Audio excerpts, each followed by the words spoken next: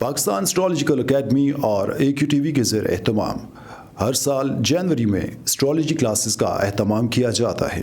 आप दुनिया भर में कहीं भी मुकीम हो, इन एस्ट्रोलॉजी क्लासेस का हिस्सा बन सकते हैं। AQ जेमस्टोन्स असली, मुस्तनद और मयारी जेमस्टोन्स का बाएतमाद इदारा, दुनिया भर में आपके डोर स्टेप पर। AQ gemstones.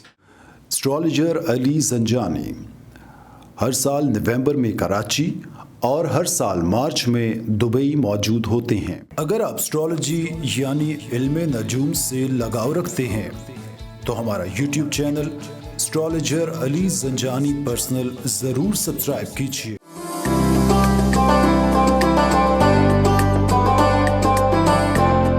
बिस्मिल्लाहिर्रहमानिर्रहीम, अल्लाहुम्मा सल्ली अला मुहम्मद व आले मुहम्मद। अस्सलाम वालेकुम। एस्ट्रोलॉजी की क्लास के साथ आप लोग की खिदमत में हाज़िर हूँ, एस्ट्रोलॉजर सैयद मोहम्मद अली जंजानी।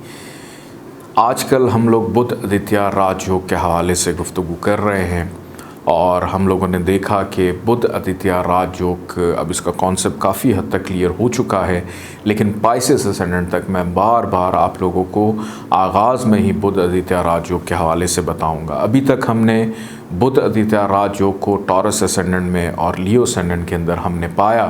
इन दो असेंडेंट के अंदर ये योग एप्लीकेबल होता है, बाकी एरीज़, जेमिनी, कैंसर, इसके अंदर ये योग एप्लीकेबल नहीं होता।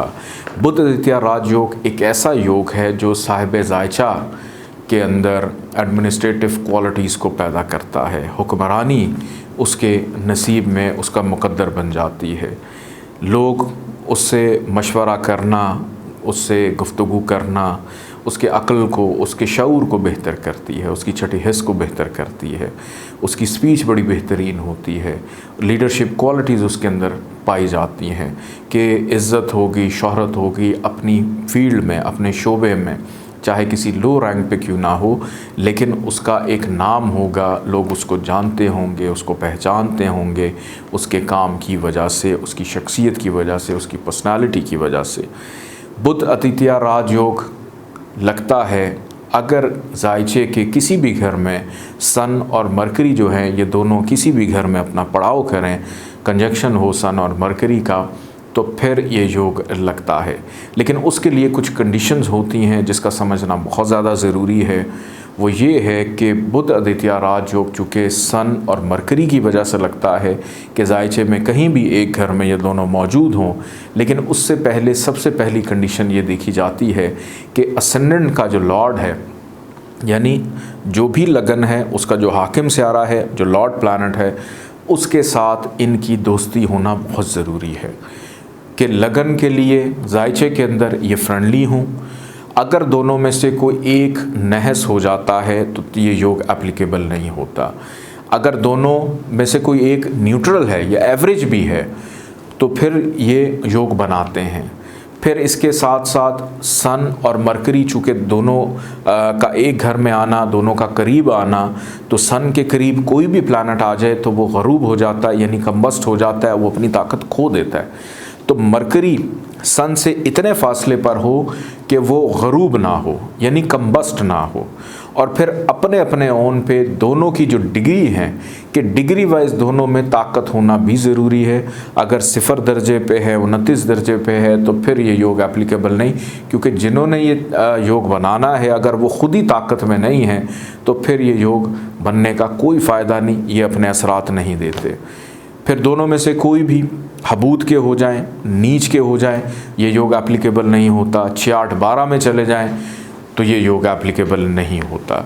तो ये चीज़ें समझना बहुत ज़्यादा ज़रूरी हैं। तो फिर आपकी समझ में आएगा कि बुध आदित्य राजयोग अगर लगा है तो क्या वो इस काबिल है कि अपने असरात देने के लिए। आपने सिर्फ ये देखकर खुश नहीं होना कि बुध आदित्य राजयोग, मिसाल के तौर पे शम्स अगर जाकर मेज़ान के घर में बैठ जाए, इसी जायचे के अगर दूसरे घर में जाकर बैठ जाए और यहाँ पर शम्स नीच का हो जाए, ख़राब हो जाए, अब बाउंड हो गया बुरे असरात देने के लिए, तो फिर वो कैसे राजयोग बनाएगा? नहीं बनाएगा। तो इसी तरह से ये जो बुध आदित्य राजयोग है, किसी भी घर में दोनों मौजूद हों तो सबसे पहले उसकी जो कंडीशंस हैं उसको फॉलो करें, तो फिर आप किसी को भी अगर जायचा बना के देते हैं तो फिर आप बेहतर अंदाज में उसकी प्रेडिक्शंस कर सकेंगे, उसके जो भी उसकी इंटरप्रिटेशंस हैं वो कर सकेंगे, जब तक आप इसकी कंडीशंस नहीं समझेंगे। आज हम लोग देख रहे हैं वर्गो असेंडेंट को। नंबर 6 जहाँ पर लिखा हुआ है, 6 का मतलब है वर्गो, यानी जायचे की जो मेन कंट्रोलिंग पावर है वर्गो का जो लॉर्ड प्लैनेट है मरकरी, उसके पास है। तो मरकरी इस जायचे के अंदर सबसे बेहतरीन प्लैनेट जो है माना जाएगा, क्योंकि कंट्रोलिंग पावर मरकरी के पास है।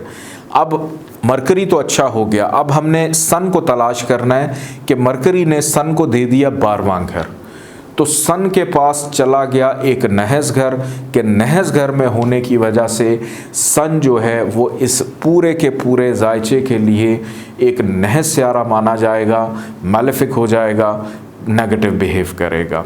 सिर्फ विपरीत राजयोग की कंडीशन में शायद पॉजिटिव बिहेव करे, अदरवाइज जायचे के अंदर शम्स जो है वो नेगेटिव हो गया। इस बेस के ऊपर इस जायचे के अंदर बुध द्वितीय राजयोग एप्लीकेबल नहीं होगा, क्योंकि मरकरी तो पॉजिटिव है लेकिन सन जो है वो नेगेटिव है, क्योंकि नहस घर लेकर बैठा है, ख़राब घर लेकर बैठा है, फजूल के खर्चे का घर लेकर बैठा हुआ है। तो इस जायचे के अंदर बुध द्वितीय राजयोग एप्लीकेबल नहीं होगा। अब अपने अपने ओन के ऊपर ये दोनों बिहेव करेंगे, अपनी दशांतर दशा या ट्रांजिट पोजीशन के अंदर ये अपने पॉजिटिव या नेगेटिव इम्पैक्ट्स जो हैं उनको क्रिएट करेंगे। अगर ये दोनों के दोनों आकर पहले घर में बैठ जाते हैं, सन का यहाँ पर आना तो अपनी दशांतर दशा के अंदर सन खराबियाँ पैदा करेगा, लेकिन मरकरी यहाँ पर एक तो डायरेक्शनल स्ट्रेंथ का हो जाता है, नंबर 2 मरकरी को शर्फ मिलता है यानी उच्च का हो जाता है, एक्सल्टेशन का। नंबर 3 यहाँ पर मरकरी को भदर नाम का पंच महापुरुष योग मिलता है कि अब मरकरी साहिब जायचा को नॉर्मल से अबव लेकर जाकर फ़ायदा और बेनिफिट देगा, और अपनी दशांतर दशा के अंदर मरकरी जो है वो बहुत ज़्यादा फ़ायदा पहुंचाएगा। और यहाँ से जब ये दोनों नज़र डालेंगे जायचे के 7वें घर में, शम्स सन यहाँ पे ख़राबियाँ देगा और मरकरी जो है वो पॉजिटिविटी देगा कि जब भी सन की दशा चलेगी तो 7th हाउस से रिलेटेड प्रॉब्लम्स होंगी, और जब भी मरकरी की दशांतर दशा चलेगी तो 7th हाउस से रिलेटेड फ़ायदा देगा। ये दोनों के दोनों आकर बैठ जाएं जायचे के 2nd हाउस में, यहाँ पर सन नीच का यानी हबूद का डिबिलिटेशन का हो जाता है, सबसे ज़्यादा वर्स्ट पोजीशन में कि पहले ख़राब था और ज़्यादा ख़राब हो गया कि कभी भी फाइनेंशियल स्टेबिलिटी नहीं आएगी। लेकिन मरकरी जो है, मरकरी अगर यहाँ पर साथ उसके बैठा है तो मरकरी अपनी दशांतर दशा के अंदर उसको फाइनेंशियल स्टेबिलिटी या उसके अखराजात पूरा करने के काबिल ज़रूर बना देगा। आगे बढ़ते हैं जायचे के 3rd हाउस की जानिब कि ये दोनों अगर 3rd हाउस में आकर बैठ जाएं तो यहाँ पर अपनी दशांतर दशा में इंसान की फजूल की मेहनत दोनों के बैठने से एक्टिव हो जाएगी। 4th हाउस के अंदर सन और मरकरी अगर आकर बैठ जाते हैं, यहाँ पर सन का आना कि साहिब जायचा का शम्स की दशांतर दशा में वालदा से प्रॉब्लम्स हो सकती हैं, लेकिन मरकरी जो है वो अपनी दशांतर दशा में यहाँ पर साहिब जायचा को ज़रूर फ़ायदा देगा। घर के सुख के हवाले से, ज़मीन जायदाद प्रॉपर्टी के हवाले से उसको ज़रूर फ़ायदा देगा। 5वें घर में सन और मरकरी अगर आकर बैठ जाते हैं, बेटे का योग तो यहाँ पे बन जाता है, लेकिन सन अपनी दशांतर दशा में ख़राबियाँ ज़रूर पैदा करेगा, और मरकरी जो है वो अपनी दशांतर दशा में अपने ओन पे पॉजिटिविटी पैदा करेगा। अगर वो कम्बस्ट नहीं है, डिग्री वाइज ताकत में है, तो मरकरी जो है मोल तरकोन में आने की वजह से फ़ायदा देगा। 6ठे घर में अगर सन और मरकरी आकर बैठ जाते हैं तो यहाँ पर मरकरी नेगेटिव हो जाएगा, और यहाँ पर सन जो है वो भी नेगेटिव हो जाएगा। यहाँ पर सन को विपरीत राजयोग नहीं मिलेगा। क्यों? क्योंकि लगन का मालिक मरकरी वो खुद 6ठे घर में जाके बैठा हुआ है, ख़राब घर में, नहस घर में, तो यहाँ पर शम्स को विपरीत राजयोग जो है वो नहीं मिलेगा। यहाँ पर दोनों के दोनों नेगेटिव बिहेव करेंगे। 7th हाउस में सन और मरकरी अगर आकर बैठ जाएं, यहाँ पर सन वैसी नेगेटिव है, नेगेटिविटी पैदा करेगा। मरकरी यहाँ पर हबूत का यानी नीच का, डिबिलिटेशन का हो जाता है। तो यहाँ पर दोनों मिलकर ख़राबियाँ अपनी दशांतर दशा में कभी एक ख़राबी देगा फिर दूसरा ख़राबी देगा, दोनों अपने अपने ओन पे ख़राबियाँ ज़रूर देंगे। और यहाँ से नज़र डालेंगे 7वीं जायचे के पहले घर में तो वहाँ भी प्रॉब्लम, फिर मरकरी का हाउस है 10वां तो करियर में भी स्टेबिलिटी नहीं आने देंगे। आगे बढ़ते हैं जायचे के 8वें घर की जानिब कि यहाँ पर अगर मरकरी और सन आकर बैठ जाएं तो यहाँ पर दोनों के दोनों नहस रहेंगे। अब यहाँ पर सन को विपरीत राजयोग यहाँ पर भी नहीं मिलेगा। क्यों? क्योंकि लगन का मालिक मरकरी यहाँ पर अगर आ जाता है तो वो ख़राब हो गया। इस बेस के ऊपर यहाँ पर विपरीत राजयोग नहीं मिलेगा। दोनों के दोनों बहुत ही ज़्यादा ख़राबियाँ, प्रॉब्लम्स, हर्डल्स पैदा करेंगे। और यहाँ से नज़र डालेंगे दूसरे घर में, यहाँ भी ख़राबी, और जिन जिन घरों से आए हैं वहाँ भी ख़राबी।